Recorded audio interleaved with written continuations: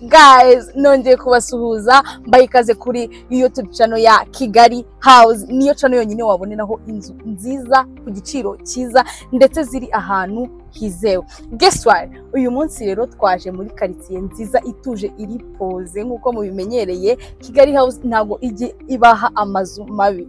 Noneho uyu munsi rero turi hehe? Turi Kibagabaga. Turi Kibagabaga tugiye kubereka quartier nziza irimo amazu meza ndetse ku giciro cyiza nk'icy'umuneke, right? So rero iyi quartier iherereye muri Kibagabaga, niho turi bugende tubereka inzu nziza zigiye zitandukanye. Anyway, nabonye harimo amazu meza. Niba wumva uri interested yo kugura amazu specially ahantu hatuje aho waba uri hose, ntucikwe n'iyi video kuko tubabikiye byinshi kandi birenze ishogana kwa saso. Keep watching. Noneho nko mubireba, iyi niyo quartier. Sina ahantu hatuje, nta kajagari kenshi karimo. Niba munabireba dushobora no kugenda igihe kirengeje iminota ingahe nta bantu benshi urabona. So ni mu bipangu byiza.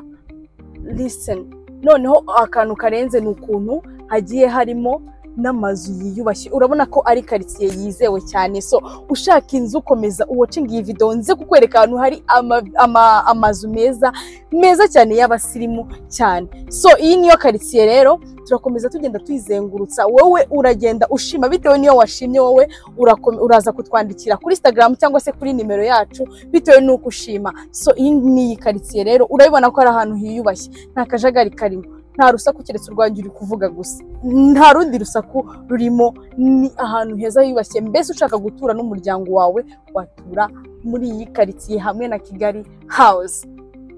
Aha, yanzu nababwiraga rero twayigezeho. Ni inzu nziza cyane iri ahantu heza. Keep watching.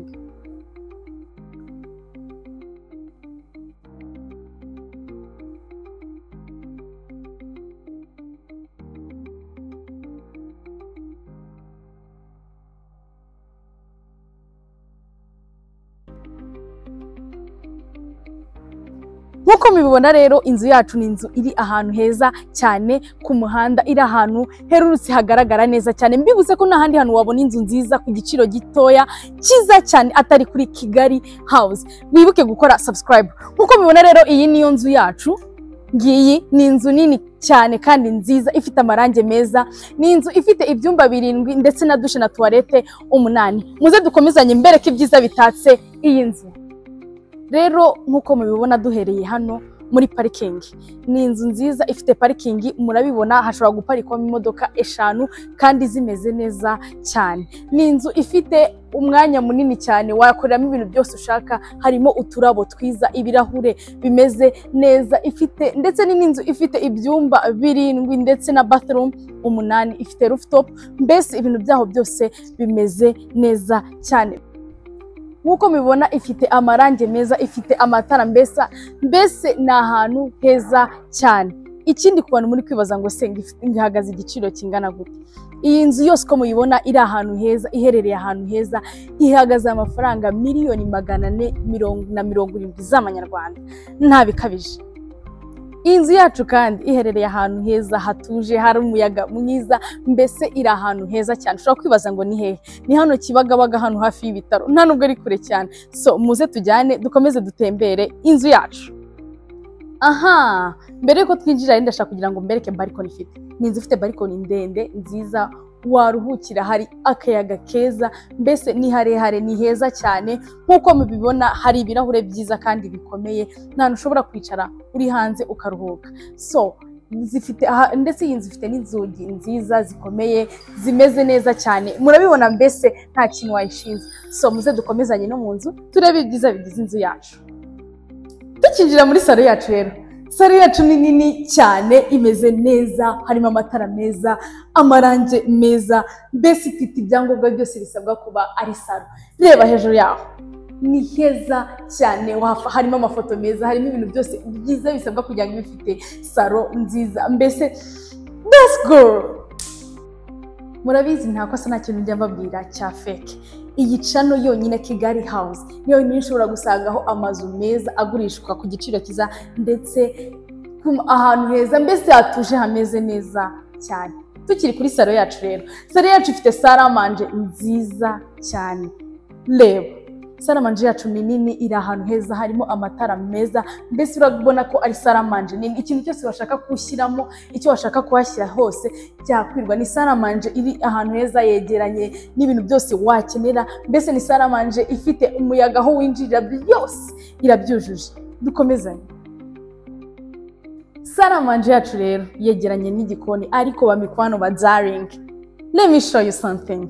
Igikoni cyacu ni igikoni cyiza, gifite aho batekera, gifite ibintu byose, ni igikoni kinini kisanzuye, ni igikoni ndetse gifite ibintu byose, cyegeranye na stoke yacyo, tukagira ndetse naho washyira frigo, mbese ni stoke yisanzuye nayo imeze neza. Urabona ko kuba uri muri iyi stoke harimo ibintu ufite wegeranye n'igikoni aho utekera, si nibyo gusa, noneho wegeranye na saramanje, ni ibintu byiza biryoheye ijisho. Igikoni kinini cyiza kirimo amatara meza, harimo utubati tw'ubwoko bwose, ibikoresho byose wabibikamo hano, mbese gifite ububiko bwinshi cyane. Ni igikoni kiri VIP kigezweho cy'abasirimu 10/10. Nkuko ndi kubibabwira rero, iki gikoni wagitekeyemo nta rungu yagiriramo, mbese ni igikoni kimeze neza. So ladies and gentlemen, reka mbahe ikaze mbereke n'inzu inafite annex. Guess what? Iyi nzu ifite annex zo hanze, ni inzu ushobora gucumbikiramo umukozi, ifite ikigega, mbese ni inzu imeze neza cyane rwose. Annex zayo ndetse n'igikoni cyo hanze, mbese ifite ibyangombwa byose bisabwa kugira ngo abe ari inzu nziza. So nababwiye iyi nzu ifite ibyumba 7 na bathroom 8. Urugendo ruracyari rurerure. Come with me.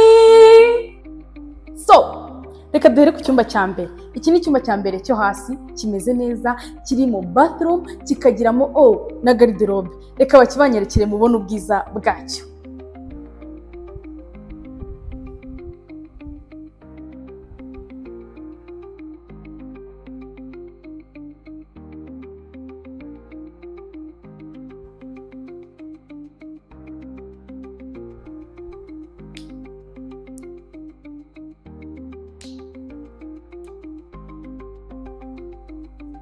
Aha, tukiri hasi rero ngiye kubereka iyi nzu ifite bathroom umuntu ashobora gukoresha mu gihe yari muri salon, cyangwa se ni bathroom idafasha ku cyumba.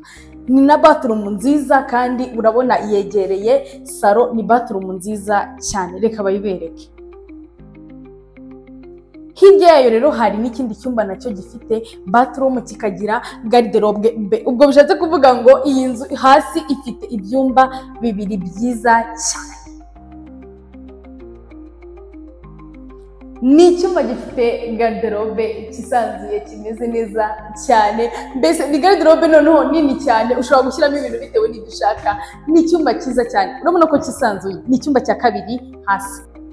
Tuvuye muri salo rero urabona ko mu kuzamuka esikariye nziza cyane itujyana mu bindi byumba byo hejuru. Let's continue. Aha, tukigera ahangaha rero, ahangaha hari ibyumba 2 byiza, nabyo bifite bathroom, bikagira garderobe nziza cyane ndetse n'amarangi meza, mbese birisanzuye. Urabona ko biri n'ahantu heza, hari urumuri ndetse hari n'umuyaga mwiza. Aha, tugakomereza rero muri bathroom yawo. Ni bathroom nziza ifite ubwogero, ikagira toilette nziza, urabona ko iri ahantu heza cyane hafite n'isuku. Reka dukomeze twinjira rero mu kindi cyumba cya 2. Ni icyumba ukinjiriramo uhita ubona naho hari garderobe nziza zifite umwanya munini, mbese ni garderobe zigaragara. Tukiri aho ngaho, see the view. Hari view nziza cyane, uba witegeye ahantu hose, wiyicariye mu cyumba iwawe. Si nibyo gusa, dore haragaragara hari amatara meza, hari n'irange ryiza, mbese umwuka umeze neza. N'iki cyumba rero kikagira bathroom. Ni bathroom nziza cyane, imeze neza, ifite isuku, igaragara neza cyane.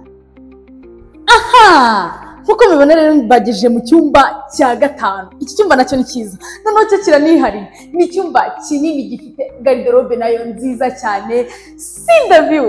Ni icyumba kiri ahantu hagaragara cyane, mbese heza, umuyaga urinjira. Ni icyumba utagira ikinenga. Si nibyo gusa, by the way, see the bathroom. Gifite bathroom iri ahantu heza, igaragara neza, isa neza, ifite isuku, mbese n'amarangi meza, nta kintu washinza iyi nzu. Mbibutsa yuko nta handi hantu wasanga inzu nziza zigurishwa neza ku giciro cyiza ndetse ahantu heza, location nziza atari kuri Kigali House. Keep watching mbatembere zindi. Ladies and gentlemen, most welcome kuri master room y'iyi nzu. Sida room ni icyumba cyiza gifite garderobe nziza, gifite view nziza, gifite ibintu byose byiza. Reba irangi, reba amatara. Ni icyumba kimeze neza cyane. Niba muri no kureba, ni icyumba kitegeye umuhanda, gusa kiri ahantu hatuje hameze neza. Iki ngiki wakita master room. Si ibyo gusa, gifite aho wambarira, kigira garderobe ukagira n'ahandi wambarira. Iki ukite master room. Reka dukomeze dutemberane. Ahangaha naho wambarira ndetse ushobora no kubika imyenda. Ni hanini cyane, harisanzuye, hameze neza, mbese nta kintu wahashenze. Ushobora kwibaza ngiyi ni iki? Iyi ni miruwari yo muri master room, muri bathroom yawe. Nkuko mubibona rero, iyi ni bathroom yo muri master room y'inzu yacu. Reba ukuntu ari nini, ni heza, hari miruwari nziza, iri electronic, ni ibintu byiza cyane bitangaje, ni heza cyane. Bathroom yayo nta kuntu isa. Mureke dukomeze imbereke n'ibindi. Aha, karibu rero kuri rooftop. Iyi rooftop rero hano hari icyumba cyayo. Ni icyumba cyiza gifite garderobe nacyo nk'ibisanzwe, gifite view nziza cyane, amarange meza. Mbibutse ko iki ngiki ari icyumba cya karindwi, ari nacyo cya nyuma kigize iyi nzu. Iki cyumba rero nacyo rero gifite bathroom, ari nacyo abantu bari kuri rooftop bakoresha. Ni bathroom nziza nayo nk'ibigaragara, imeze neza cyane. Aha, rooftop yacu rero ifite ibice bibiri. Ifite igice cy'imbere aricyo iki ngiki turiho, gifite igikoni cyacyo cyiza cyane. Reka mbereke igikoni cyacu. Ni igikoni gifite utubati twiza, naho ubikamo ibintu byinshi, hajyamo ibintu byinshi mu bigaragara. Hakagira ahantu batekera, hakagira ahantu mwogereza ibintu, especially hari na view nziza cyane. Iyo ni rooftop ya mbere y'imbere. Reka mbereke rooftop uko imeze. Ni rooftop igaragaza ahantu hose, mu muhanda hose, ni ahantu habona cyane, hari umuyaga mwiza, hari lavabo, hari ibintu byinshi byiza cyane waharuhukira.